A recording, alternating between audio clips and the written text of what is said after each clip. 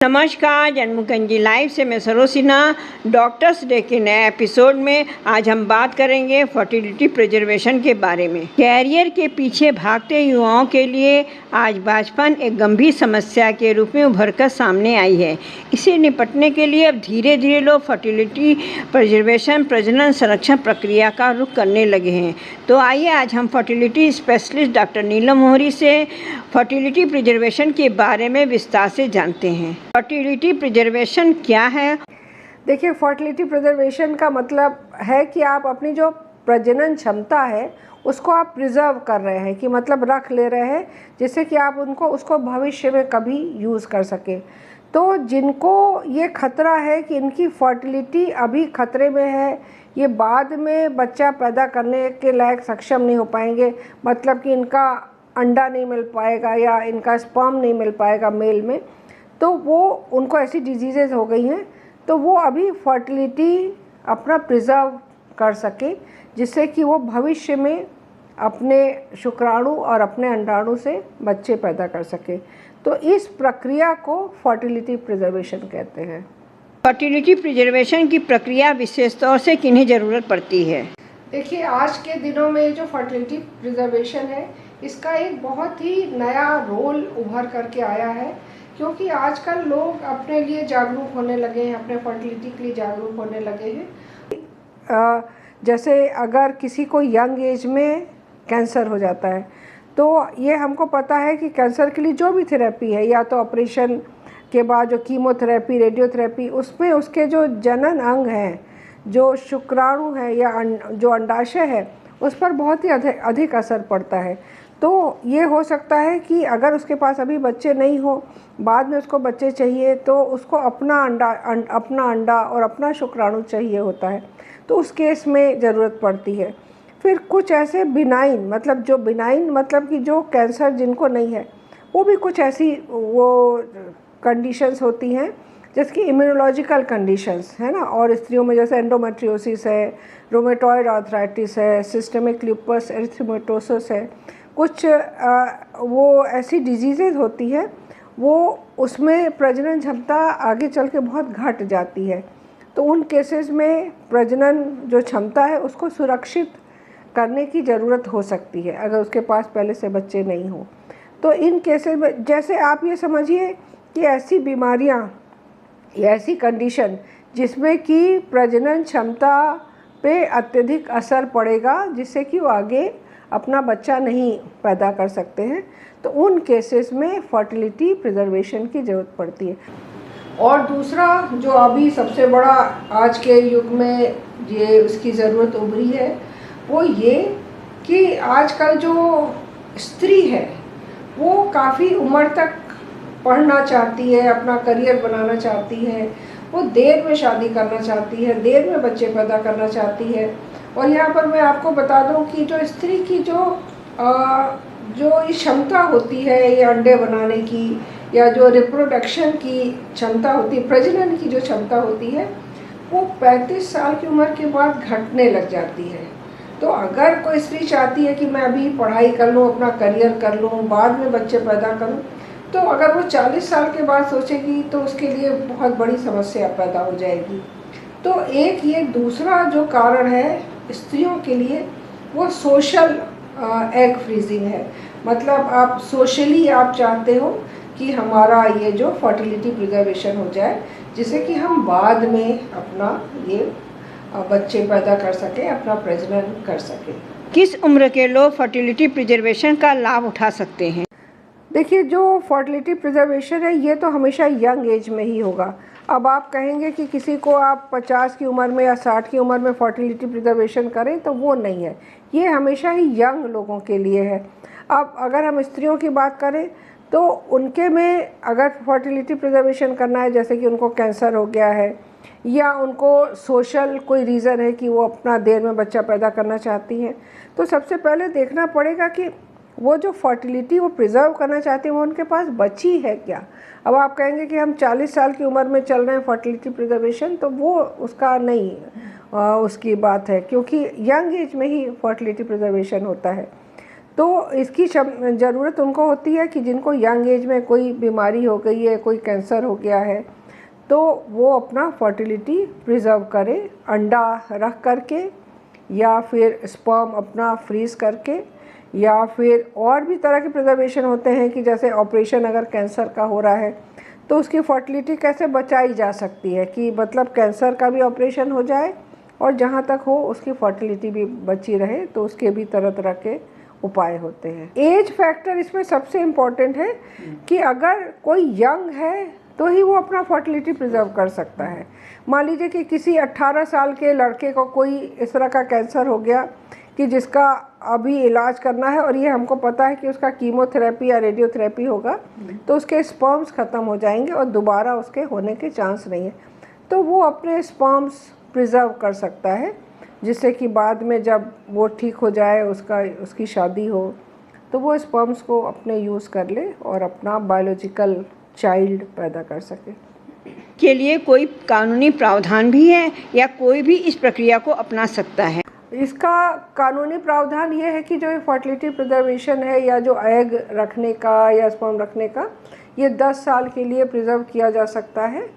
और लड़कियां तो अपना करा सकती हैं एग का प्रिजर्वेशन, और स्पर्म का भी प्रिजर्वेशन हो सकता है, ये कानूनी तौर पर मान्य है, तो इसमें कोई बाधा नहीं है। फर्टिलिटी प्रिजर्वेशन कैसे काम करती है? इसके लिए मैं आपको बताऊं, जैसे फॉर एग्ज़ाम्पल कोई लड़की को आप ले लीजिए, अगर वो बहुत ही यंग है, मान लीजिए उसकी उम्र 15-16 साल ही है और उसको कोई कैंसर हुआ, तो उसका फर्टिलिटी प्रिजर्वेशन के लिए जो उसके अंडाशय का टिश्यू है वो प्रिजर्व करना पड़ेगा। तो ये जो अंडाशय का टिश्यू प्रिजर्वेशन है, ये थोड़ा भी एक्सपेरिमेंटल लेवल पे, ये बहुत ज़्यादा जगह पर नहीं अवेलेबल है, फिर भी हमारे भारत के कुछ बड़े शहरों में, जहाँ पर अस्पतालों में जहाँ पर कैंसर का इलाज होता है, वहाँ पर ये सुविधा उपलब्ध है। फिर अगर वो 20-25 साल के ऊपर की है, उस समय उसके अंडों को प्रिजर्व किया जा सकता है। तो अंडों को प्रिजर्व करने के लिए उसको कुछ सुइयाँ देनी पड़ती हैं, वो अंडा बढ़ाना पड़ता है, और फिर जैसे कि हम लोग IVF में अंडे निकालते हैं, तो उस तरह से अंडों को निकाल करके और उसको प्रिजर्व किया जा सकता है। फिर बाद में जब उसको बच्चा चाहिए होगा उन अंडों से, तो उसको फिर वो IVF की ही प्रक्रिया अपनानी पड़ेगी। तो ये इस तरह से अंडों की वो प्रिजर्वेशन किया जा सकता है।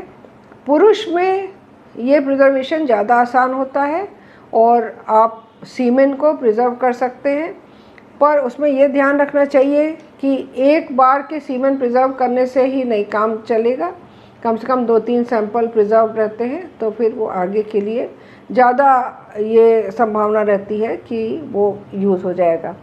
अब इसमें सबसे बड़ी बात यह है कि कोई अगर हमारे पास आता है कि भाई हमको हमारा ये थेरेपी शुरू होने वाला है, हमको सीमेन प्रिजर्व करना है, तो हमको पहले देखना पड़ता है कि भाई इसका अभी जो सीमेन एनालिसिस है, अभी उसकी क्या संख्या है, अभी क्या उसका सैंपल है, अभी ठीक है कि नहीं।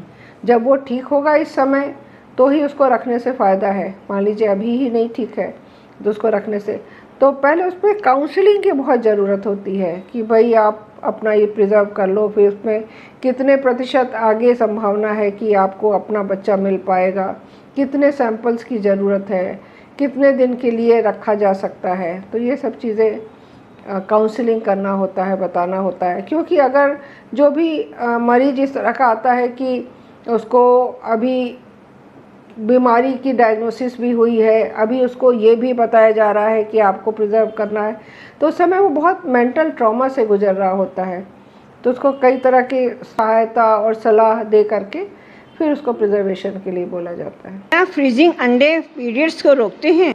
फ्रीजिंग अंडे, जो मैंने अभी आपको बताया कि जो अंडे शरीर से निकाल लिए जाते हैं और उनको फ्रीज किया जाता है, ओवरी तो अंदर ही रहती है ना, तो पीरियड को वो नहीं रोकेगा, वो चक्र तो चलता रहेगा।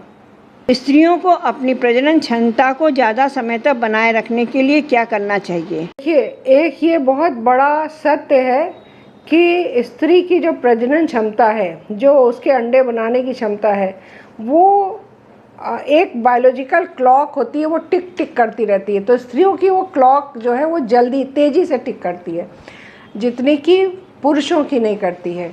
तो ये आपको फैक्ट मान के चलना होगा कि 35 साल के बाद वो प्रजनन क्षमता नेचुरल तौर पे कम होती ही है। तो उसको बहुत नहीं बढ़ाया जा सकता है, और फिर बहुत बार ये जेनेटिक्स पे भी डिपेंड करता है कि किसी की वही प्रजनन क्षमता बहुत पहले कम हो जाती है, किसी की वो 40-42 तक भी चलती रहती है। लेकिन ये एक सार्वभौमिक सत्य है कि 35 के बाद प्रजनन क्षमता गिरती है। फिर उसके बाद अभी डिजीज़ेस, तरह तरह की बीमारियां, जैसे मैंने बताया कि कई तरह की ऐसी बीमारियां होती हैं कि जिसमें अंडे की नंबर और क्वालिटी गिर जाता है। फिर वो कुछ कैंसर्स और बीमारियां, उसके साथ आप जानते हैं कि आजकल का जो एनवायरमेंटल फैक्टर है, तनाव है, ओबेसिटी है ना, तो सिगरेट स्मोकिंग, अल्कोहल, जो ये लाइफस्टाइल फैक्टर्स हैं, इनकी वजह से भी बहुत प्रजनन क्षमता गिरती है। तो सबसे पहले तो आपको अपना ये देखना चाहिए कि आपको कोई मेडिकल प्रॉब्लम तो नहीं है जिसकी वजह से आपकी प्रजनन क्षमता कम हो सकती है।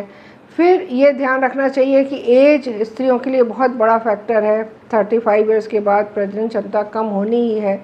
इसीलिए अब ये जो दो धारी तलवार है कि आपको पढ़ाई भी करनी है, करियर भी करना है, बच्चा भी करना है, तो इसके लिए किया जाए। आखिर कैसे ये होगा कि 35 साल तक तो कई बार अभी तो लड़कियों की पढ़ाई चलती रहती है, शादी भी नहीं होती है।